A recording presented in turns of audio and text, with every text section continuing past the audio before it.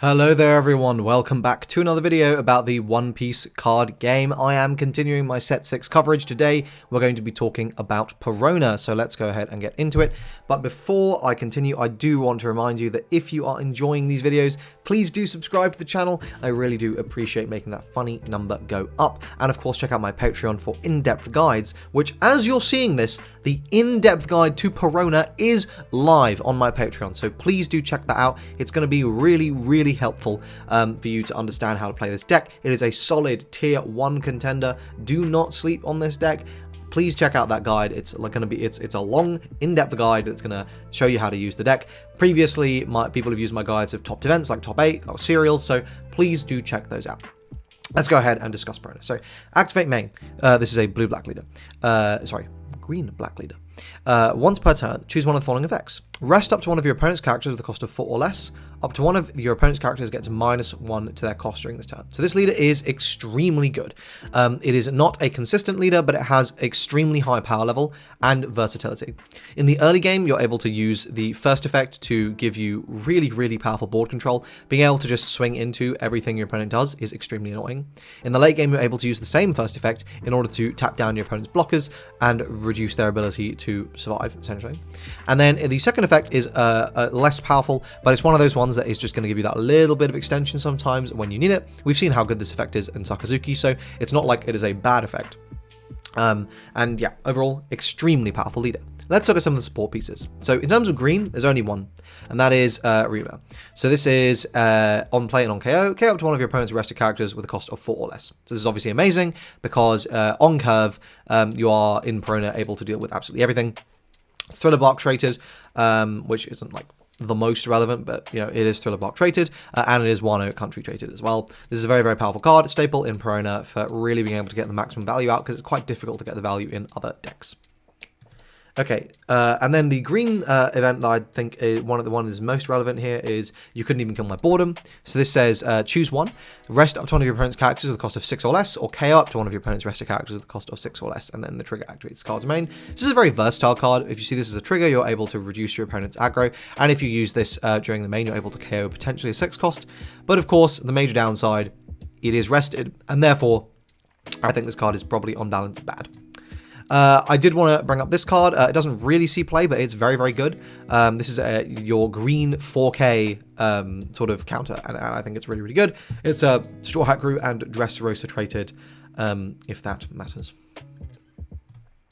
Okay, onto the black parts of this deck. So first we've got Absalom. This is a 4/5. On play, KO a 1-cost character with one character with a cost of 2 or less.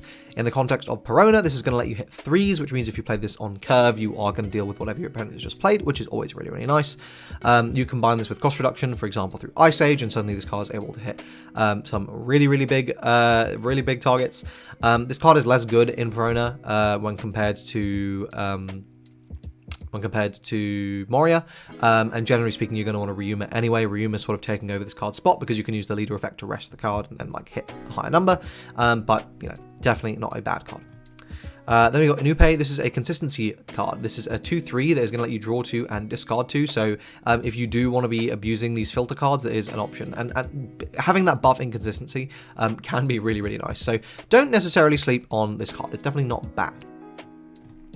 It's also on KO, so that does come up potentially. Alright, then we got Oars. I don't think this is really good in Perona, but it's a 4/7, cannot attack, and then you've KO one of your Thriller Bark Pirates type characters, and the character loses all the abilities till the end of the turn, and you're able to attack again. So I think this is a pretty bait card. I like as good as a 4/7 looks on paper. You know, unless you are exclusively building your deck around like abusing this tool, and I would say you can only really do that in Mono Black and Moria, I don't really think it's worth the effort. Okay, 2/3. Jago. This is on KO, give up to one of your leaders or characters 1k power for this turn. So this card is okay. Again, in the context of Moria, it's one of those things that you really can build into the strategy to make it a little bit like disgusting, but that hasn't really happened yet. That build hasn't really materialized, and certainly in Perona, I don't think it's worth playing. Kumasi, this is a 2/3, 1k counter. Don 2 on your turn. If your trash has 5 or more, this character has 1k power. This is mistranslated. It's 1k for every 5 in your trash. So that is a huge deal. This is able to get kind of huge. I think this card is another one that is being really slept on. The problem is it is extremely easy to remove, right? Like, it has to hang around for a turn, and there's so many ways in the format to deal with a 2 cost that, you know, a 2 cost 3k, like, it's you know, it's not surviving. And I think that's the real problem with it. But, you know, in terms of how much value the card has, it is extremely scary. Okay. I'm not even... I'm just going to say this is the best card in the game. If you don't think so, you're wrong.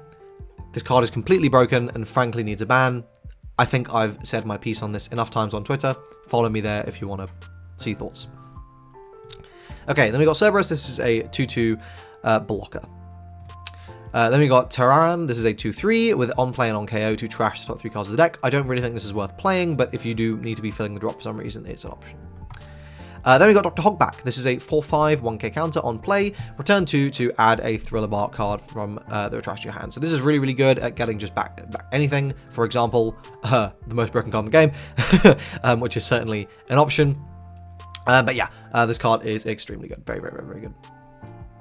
Then we've got Victorious Sindri. This is a 2k counter with non-play to mill 5. This is not, I mean, you might use this in Perona just as a counter, but not really. This is more of a Moria card. Then Perona. This card is really, really good. So this is a 2k counter 4/5 on play. If your opponent has 5 or more cards in their hand, they discard one, or you give one of your opponent's characters a -3 cost for the turn. So this is a very versatile card, extremely powerful. Again, probably slightly better in Moria, but it is very, very good.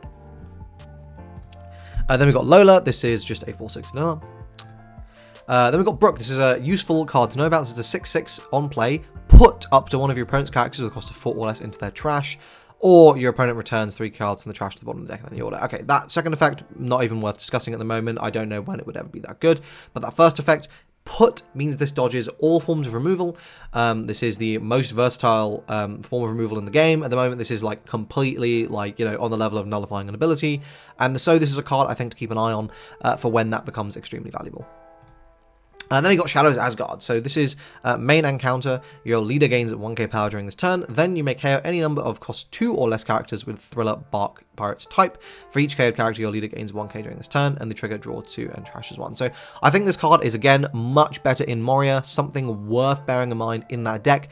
But I don't really think it's usable in Perona because of the way that deck has moved, and you don't actually really play that many Thriller Bark cards in the list that are sort of topping.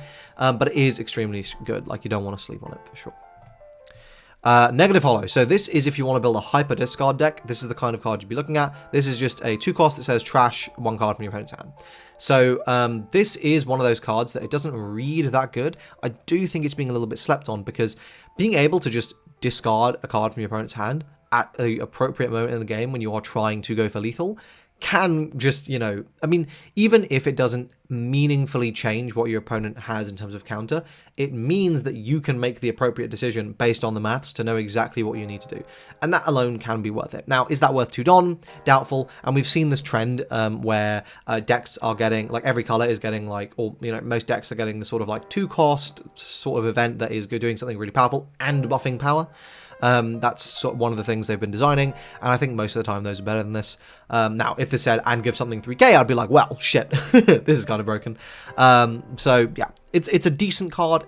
Hyper Turbo Discard is going to be something you do want to bear in mind, that this will be a staple in.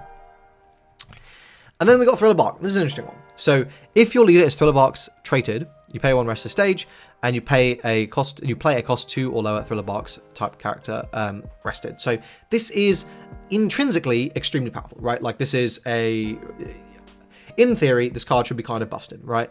It's not super good in Perona. It's not researchable. There's no Thriller Bark searcher at the moment. It's not consistent. And there's not really that many targets you want to be playing in Perona anyway, right? Like, what are you going to bring back? Like the draw 2, discard 2 bear, okay, fine. A dog, like, fine, okay. That's not very good. Much better card in Moria, and I think stay tuned for that video, but I do have to flag it because this is a Thriller Bark type leader, so this is an option Perona has, and sometimes that will matter. So, let's talk about the deck Perona. It's extremely good. That's my first thing I'm going to say. I think it is tier 1. And I think you actually, annoyingly, need a lot of older cards to make it work. It's not one of those leaders you're going to be building basically entirely out of the set like a Moria is, which is a little bit frustrating. Actually, you need to go and pick up a lot of the Don Quixote pirate stuff from, I think, set 4. I think that's when all that green Don Quixote pirates stuff came out. And the reason for that is basically the best way you can play this deck, by really taking advantage of those 10-cost Doffies, by using things like Baby 5, which I believe is a set 5 card, giving you your searching and your consistency, and I think that is basically the way the deck has ended up shaking out, and that's ended up being the best way to play it. So that's sort of what you need to be looking at. Again, if you're interested in more, you should check out my Patreon in-depth guide, where I'll be far more in-depth on the whole deck and card choices and all that sort of thing. So if you are interested in seeing that, you should check that video out, and check out my Patreon. But as I say, overall verdict, S tier deck, tier 1 deck, really, really good, very competitive. I think you could take this to a regionals and like top or win one. So there we go. That is it for this video. I hope you guys found it useful. If you did, please like, subscribe, and I hope to see you guys in the next one. Cheers.